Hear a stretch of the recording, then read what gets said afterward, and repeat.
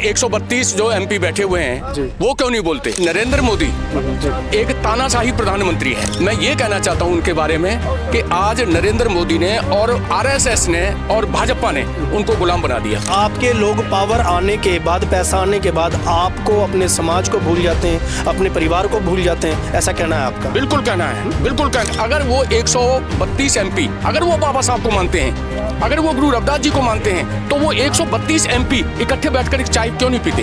अगर वो चाय पी लें इकट्ठे बैठ करके तो पूरी पार्लियामेंट हिल जाएगी। ये मैं गारंटी के साथ और पूरे दावे के साथ कह सकता हूँ, प्रधानमंत्री और राष्ट्रपति भी हिल जाएगा। तो क्या उन 132 लोगों को इस्तीफा देना चाहिए या नहीं देना चाहिए? बिल्कुल देना चाहिए। एक भी एमपी की कोई आवाज नहीं है, तो मैं तो बिल्कुल कहना चाहता हूँ कि उनको भी शर्म आनी चाहिए और दोनों इस्तीफा देना चाहिए अपने पद से और अपने घर में बैठ जाना चाहिए। एक चूड़ियां पहन करके उनको घरों में बैठ जाए। अम्बेडकर ये एक फैशन हो चुका है, लेकिन उन्हें ये नहीं पता है कि इस फैशन को हम और भी आगे लेके जाएंगे और लेटेस्ट फैशन बनाकर ही छोड़ेंगे। हर समय वो अपना उल्लू सीधा करते हैं, गरीब लोगों से वोट लेते हैं, अपने खजाने भरते हैं। उनको एससी समाज से, बहुजन समाज से कोई लेना देना नहीं होता।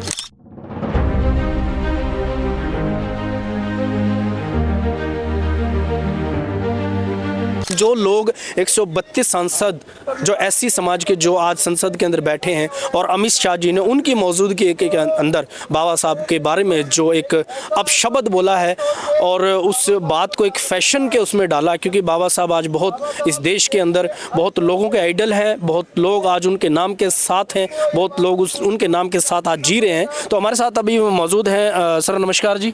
नमस्कार। तो सर मुझे एक चीज़ बताइए आप कि अभी मैडम ने कहा कि उन 132 लोगों को भी हम बोलेंगे कि वो माफ़ी मांगे। क्या उनके माफ़ी मांगने से जो पूरे देश के दिलों पे जो ठेस लगी है क्या वो धुल जाएगी? पहले तो मैं आपके चैनल के माध्यम से पूरे देशवासियों को जय भीम जय भारत कहता हूँ।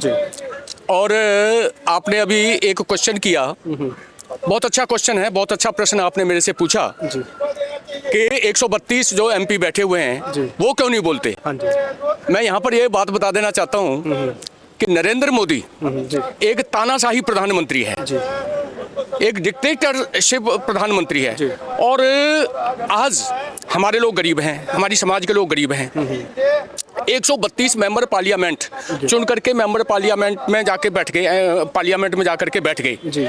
लेकिन मैं ये कहना चाहता हूँ उनके बारे में कि आज नरेंद्र मोदी ने और आरएसएस ने और भाजपा ने उनको गुलाम बना दिया।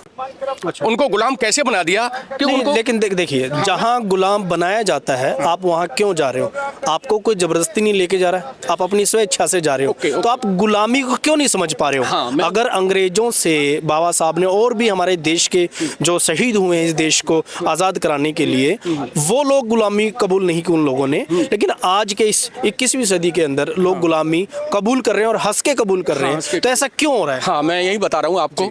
ऐसा इसलिए हो रहा है कि आज मुझे मेंबर पार्लियामेंट बना दिया, मुझे मंत्री बना दिया, तो मैं अपने तक सीमित रह गया कि भाई मेरे पास तो बंगला भी दे दिया सरकार ने, कोठी दे दी, बंगला दे दी, हर चीज की सुविधा दे दी। तो इसका मतलब आपके लोग पावर आने के बाद, पैसा आने के बाद आपको, अपने समाज को भूल जाते हैं, अपने परिवार को भूल जाते हैं, ऐसा कहना है आपका? बिल्कुल कहना है, बिल्कुल कहना है। और वो लोग मनवादी विचारधारा के हैं। वो लोग जो ना उन्हीं की विचारधारा के लोग हैं, जो उन लोगों को शर्म आनी चाहिए। मैं तो ये कह रहा, मैंने अभी वहां पर बोला भी था ये बात कि अगर 132 मेंबर पार्लियामेंट एमपीज अगर इकट्ठे होकर के मैंने अपने लेटर पैड पर भी लिखा था, मैं अखिल भारतीय रविदासिया धर्म संगठन हरियाणा प्रांत का प्रेसिडेंट हूं और अखिल भारतीय मंगल मैत्री महासंगठन का प्रेसिडेंट हूं हरियाणा प्रांत का। तो मैंने अभी ये बोला भी था, अगर वो 132 एमपी अगर वो बाबा साहब को मानते हैं, अगर वो गुरु रविदास जी को मानते हैं, तो वो 132 एमपी इकट्ठे बैठकर चाय क्यों नहीं पीते? अगर वो चाय पी लें इकट्ठे बैठ करके तो पूरी पार्लियामेंट हिल जाएगी। ये मैं गारंटी के साथ और पूरे दावे के साथ कह सकता हूं, प्रधानमंत्री और राष्ट्रपति भी हिल जाएगा और वो ये कहेंगे कि भाई आज इन दलित एमपी किसी के अंदर। क्या उन 132 लोगों को इस्तीफा देना चाहिए या नहीं देना चाहिए? बिल्कुल देना चाहिए। मैं तो ये बिल्कुल कहता हूं कि उनको भी, अमित शाह के साथ साथ उनको भी इस्तीफा देना चाहिए, क्योंकि अभी तक उन्होंने अपने परमात्मा जिसकी वजह से आज वो एमपी बने बैठे हैं, उन्होंने कोई आवाज नहीं उठाई। एक भी एमपी की कोई आवाज नहीं है। तो मैं तो बिल्कुल कहना चाहता हूं कि उनको भी शर्म आनी चाहिए और दोनों इस्तीफा देना चाहिए अपने पद से और अपने घर में बैठ जाना चाहिए। एक चूड़ियां पहन करके उनको घरों में बैठ जाना। 132 लोगों को चूड़ियां डाल लेनी चाहिए बिल्कुल डालनी अगर वो चाहिए। बाबा साहब के सम्मान में नहीं आते तो अभी हमारे साथ हैं मौजूद यहाँ पे एक युवा साथी। तो सर नमस्कार, क्या नाम है सर? नमस्कार जी, मेरा नाम विजय है। अच्छा, तो आप बहुजन समाज पार्टी के कार्यकर्ता हो? हम सब बहुजन हैं तो पार्टी के कार्यकर्ता नहीं भी मैं होंगे आपसे फिर भी इसलिए बहुजन हैं। ये चीज़ पूछ रहा हूँ क्योंकि देखिए देश के अंदर आज बाबा साहब के बारे में ऐसा अमित शाह जी के द्वारा ऐसा कुछ बोला गया, लेकिन आपके जो ये लोग हैं ये सिर्फ बीएसपी के लोग हैं या अदर संगठनों से भी हैं या और लोग अभी आने बाकी हैं यहाँ पे? क्या इतने ही लोग हैं आपके पास?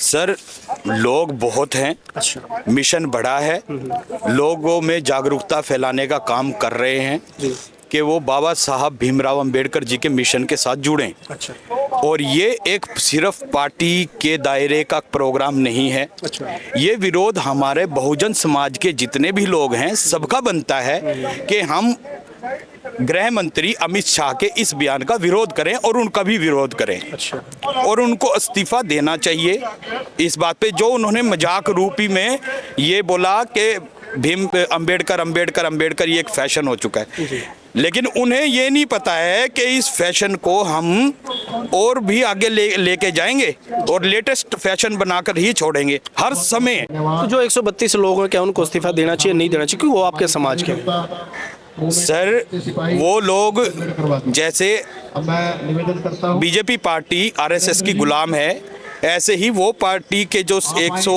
कितने सदस्य आप बता रहे हैं 132, वो भी आइडियोलॉजी इनकी आइडियोलॉजी के गुलाम हो चुके हैं बीजेपी के।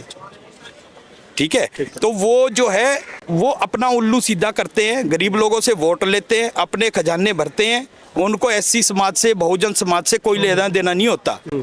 वैसे वो प्रतिनिधि मानते अपने आप को कि हम प्रतिनिधि हैं बहुजन समाज पार्टी के, उसके बहुजन समाज के, बट वो ऐसा है नहीं है, प्रैक्टिकली नहीं है ये।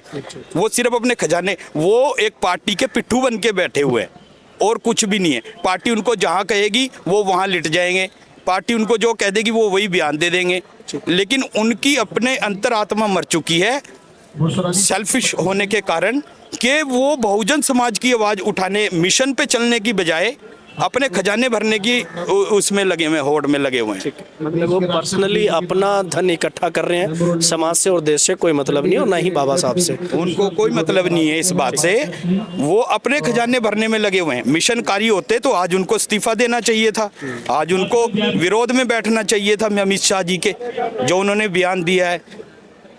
ठीक है ना? ठीक। आपके वीर भारत समाचार चैनल का बहुत धन्यवाद जो आप आवाज़ दूर तक thank you sir, thank you बहुत बहुत धन्यवाद। तो अभी यहाँ पर मौजूद हैं बहुजन समाज पार्टी के लोग और संगठनों के लोग जो आए हुए हैं चंडीगढ़ पंचकुला से। तो यहाँ जो एक बात चल रही है देश के अंदर, अभी जो अमित शाह जी ने जो इस देश के गृह मंत्री हैं कि बाबा साहब के बारे में एक फैशनेबल जो बात की है कि बाबा साहब का नाम लोग आज इस तरीके से लेते हैं जैसे एक फैशन है, अगर इतनी बार वो भगवान का नाम लेते हो तो यहीं पे उनको स्वर्ग मिल जाता। तो क्या आज देश के संविधान से बड़ा आज धर्म है और इस धर्म को बड़ा करने के लिए भारतीय जनता पार्टी किस तरीके से अपने आप के और इस पार्टी के प्रोपेगेंडे को इस देश के अंदर फैला रही है? तो हम वीर भारत समाचार से नमस्कार।